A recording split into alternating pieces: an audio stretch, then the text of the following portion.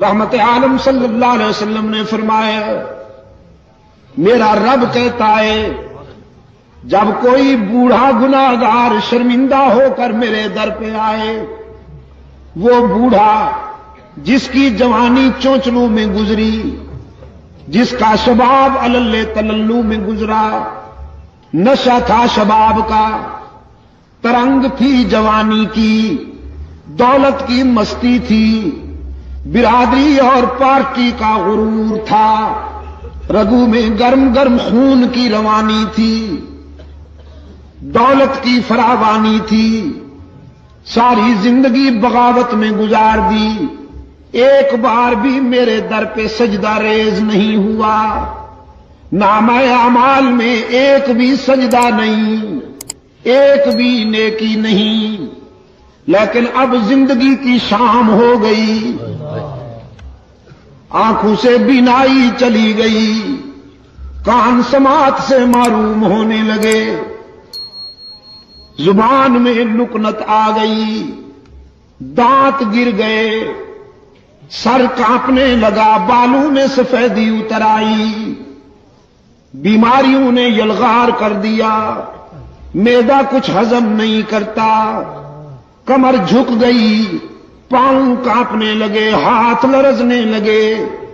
اولاد نے بھی نگاہیں پھیر لی، لوگوں نے بھی رخ پھیر لیا، اور سب سے بڑا حادثہ جیب خالی ہو گئی۔ ساری دنیا سے مایوس ہو کر یہ بوڑھا باغی، یہ بوڑھا گناہگار رات کے اندھیرے میں سب سے چھپ کر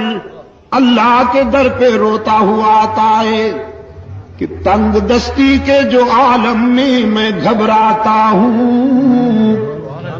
پر درے غیر پہ جاتے ہوئے شرماتا ہوں، ہاتھ پھیلانے میں محتاج کو غیرت کیسی،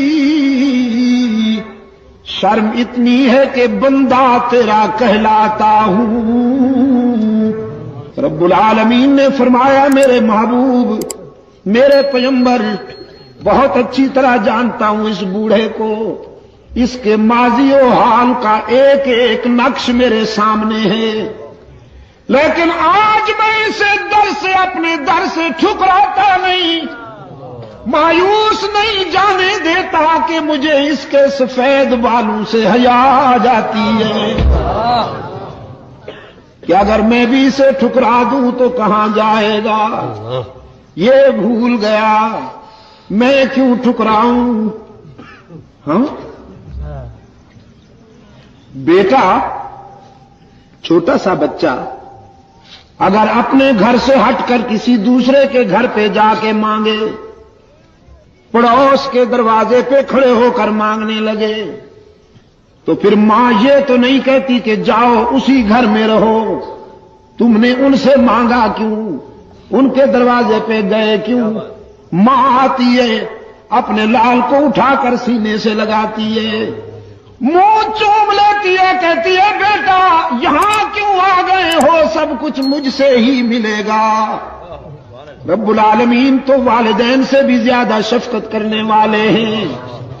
والدین بھی اپنی اولاد پر اتنی شفقت نہیں کر سکتے جتنا محمد کا خدا اپنے بندوں پہ شفیق اور رحیم ہے۔